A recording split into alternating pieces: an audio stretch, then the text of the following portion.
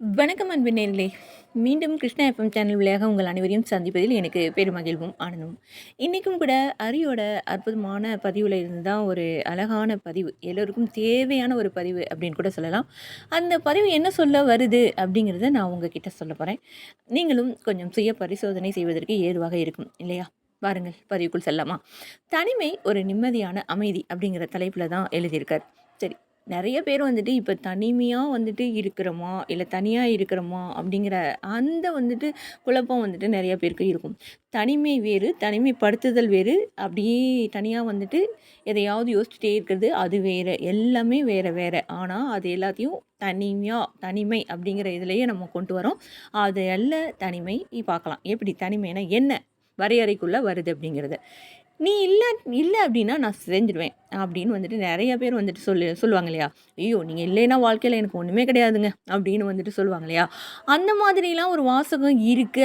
அது வந்துட்டு அன்பு அப்படின்னு நெறைய பேர் நெனச்சுட்டு இருக்காங்க. அதுக்கு பேரு அன்பா? அப்படின்னு கேட்டா நிச்சயமா கிடையாது. அது ஒரு வகையான அச்சம், ஒரு பயம். அதாவது ஒருத்தர சார்ந்து சார்ந்து வாழ்ந்துட்டே இருக்கோம் இல்லையா? அது வந்துட்டு ஒரு பயத்த தான் அந்த பயத்தினால தான் இப்படியான ஒரு வாசகம் வருது. "நீ இல்லைன்னா நான் செஞ்சுருவேன்." அப்படிங்கிற மாரி. ஒருவர ஒருவர உங்க நிம்மதிக்காக பயன்படுத்துறீங்க அப்படின்னு கூட சொல்லலாம். நாம வந்துட்டு நம்ம சுயநலத்துக்காக, நம்மளுடைய நிம்மதிக்காக அவங்கள பயன்படுத்திக்கிறோம் அப்படின்னு சொல்லலாம்.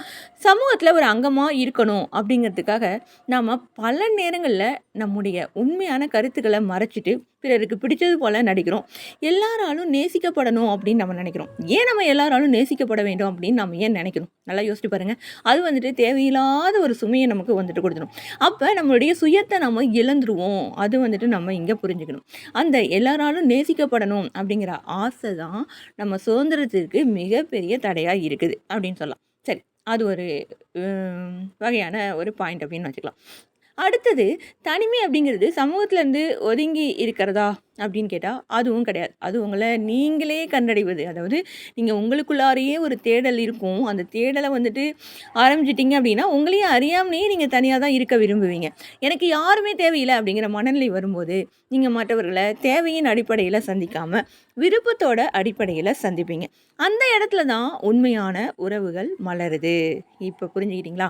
இப்ப நம்ம எப்படி இருக்கணும்னா, எனக்கு யாரும் தேவையில்ல அப்படிங்கிற மனநிலை வந்துட்டு வரும்போது, அது அகங்காரத்தால கிடையாது.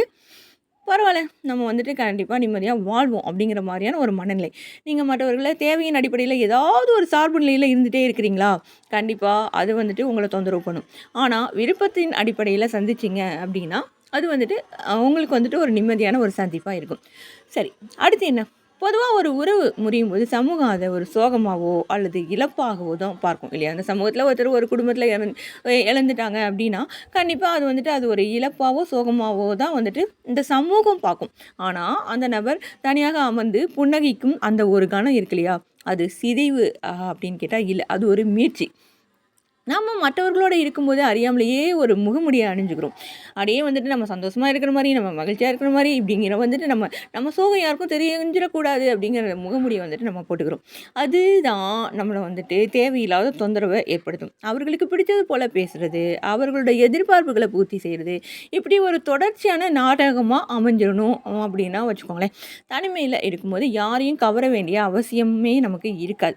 அப்படிங்கிற நிலை வரும்போது, மூளை பெரிய அமைதிய அடைஞ்சிரும். உறவுகள்ல பெரும்பாலும் "நீ ஏன் இப்படி செஞ்ச? ஏன் பேசல?" அப்படிங்கிற கேள்விகளுக்கு பதில் சொல்லியே நம்ம ஆற்றல் வந்துட்டு வாழ்க்கையில நெறைய ஆற்றல செலவு பண்ணிர்றோம்.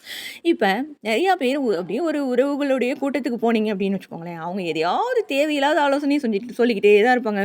அவங்களுக்கு வந்துட்டு நம்மளுக்கு இலவசமா ஒரு சொற்றொடர் இருக்கு இல்லையா? அதாவது இலவசமா எது கிடைக்குது அப்படின்னா, ஒரு அட்வைஸ் தான் நமக்கு இலவசமா கிடைக்கிறது. ஆளாளுக்கு வந்துட்டு நம்மளுக்கு ஆலோசனை சொல்றேன் பேர் வழின்னு எதையாவது சொல்லிட்டே இருப்பாங்க. அந்த மாதிரி இருக்கும் பொழுது, நாம அவங்களுக்கு பதில் சொல்லியே நம்ம ஆற்றல வந்துட்டு வீணடிச்சுருவோம். இப்ப தனிமையில உங்கள் செயல்களுக்கு நீங்கள் யாருக்கும் விளக்கம் அளிக்க வேண்டுமா அப்படின்னு கேட்டா இல்ல இல்லையா? அது எவ்ளோ நம்ம ஆற்றல் சேமிக்கப்படுதுன்னு பாருங்க. அந்த ஆற்றல் சேமிக்கிறது தான் நமக்குள்ளார ஒரு உள் தேடல வந்துட்டு அதிகப்படுத்தும். உங்களுடைய மௌனம் இருக்கு இல்லையா?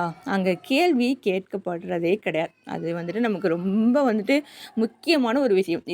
இதை எத்தன பேர் வந்துட்டு உணர்றாங்க அப்படிங்கிறது மிகப்பெரிய கேள்விக்குறி தான்.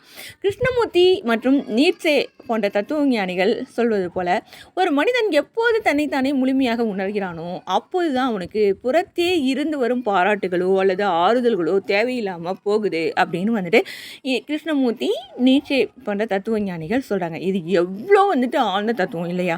அதாவது நம்மள நாமே முழுமையா உணர்ந்துக்கிட்டோம் அப்படின்னா, நமக்கு புறத்துல அதாவது நமக்கு புறப்பொருள்ல இருந்து வர பாராட்டுகளோ, அல்ல புற மனுஷங்களோட கிட்ட இருந்து வர ஆறுதலோ தேவையே இல்லாம போயிடும். அப்புறம் யாராலயும் கவனிக்கப்படாத, யாராலும் காப்பாற்றப்படாத அந்த சூழல்ல, என்னால தனியா இருக்க முடியும் அப்படின்னு நீங்க சொல்லும் அந்த நொடி தான் முதிர்ச்சியோட ஆரம்பம் அப்படின்னு வந்துட்டு சொல்லலாம். நம்ம சில பேர் சொல்லுவாங்க, "என்னைய யாரும் கவனிக்கிறதில்ல, என்னைய யாரும் காப்பாற்றுறதில்ல" அப்படின்னு வந்துட்டு புலம்பிட்டே இருப்பாங்க. அப்படி நீங்க இருந்தீங்க அப்படின்னா, நீங்க ஏதோ ஒரு குழப்பவாதியா தான் இருக்கிறீங்க அப்படின்னு அர்த்தம். யாரையோ சார்ந்து இருக்கிறீங்க அப்படின்னு அர்த்தம். எந்த சூழல்லயும் வந்துட்டு நமக்கு வந்துட்டு நம்மளால வாழ முடியும் அப்படிங்கிற அந்த மனோபாவம் தான் நம்ம தனியா இருக்கிறதுக்கான அந்த பலத்த வந்துட்டு குடுக்கும்.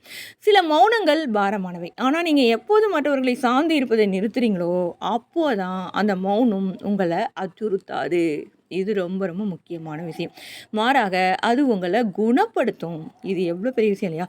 உண்மை என்ன அப்படின்னா, தனிமை அப்படிங்கிறது மற்றவர்கள வெறுப்பதா அப்படின்னு கேட்டா கிடையாது. அது உங்கள நீங்கள் நேசிக்கத் தொடங்கும் ஒரு தொடக்கம் அப்படின்னு வந்துட்டு சொல்லலாம். அங்கீகாரம் தேடி ஓடி, ஓடி, ஓடி வந்துட்டு நீங்க என்ன சுகத்த கண்டீங்க? யோசிச்சு பாருங்க. அங்கீகாரம் தேடி ஓடும்பொழுது, அந்த ஓட்டத்த மட்டும் நீங்க நிறுத்திட்டீங்க அப்படின்னா, உங்களுக்கான அங்கீகாரம் வேணும், வேணும்னு ஓடுறீங்க இல்லையா? அந்த ஓட்டத்த நிறுத்திட்டீங்க அப்படின்னா, எஞ்சி இருக்கிறது தான் ஒரு நிம்மதியான அமைதின்னு வச்சுக்கோங்களேன். ஆமா. இன்னைக்கு இந்த தத்துவத்த ரொம்ப அற்புதமா உங்ககிட்ட நான் கடத்திட்டேன். கொஞ்சம் சுய பரிசோதனை செஞ்சு பாருங்க. நம்மளுக்கு அப்படியே கூட்டத்தோடயே எப்பொழுதும் எதையாவது சலசலப்போட பேசிக்கிட்டே இருக்கிறது நல்ல விஷயமா?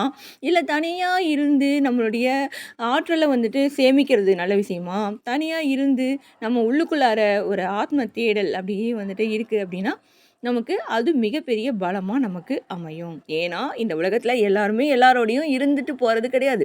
தனியா தான் வந்தோம், தனியா தான் போக போறோம். அதனால எதுவா இருந்தாலும் விருப்பு வெறுப்பற்ற அந்த மனநிலை இந்த பகவத்கீதையில கிருஷ்ணர் சொல்ல மாரி, இருக்கா? ஓ! சரி.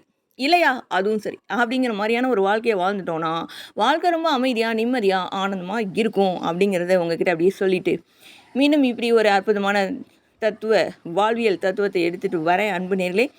இந்த பதிவ பத்தி நீங்க என்ன நினைக்கிறீங்க? அப்படின்னு கொஞ்சம் சொல்லிட்டு போங்க. மீண்டும் சந்திக்கலாம். அதுவரை உங்களிடமிருந்து விடைபெறுவது நான் உங்கள் அன்பு அறிவிப்பாளர் சகோதரி இளையவேணி கிருஷ்ணா. வணக்கம் அன்பு நேய சொந்தங்களே. நன்றி நேயர்களே.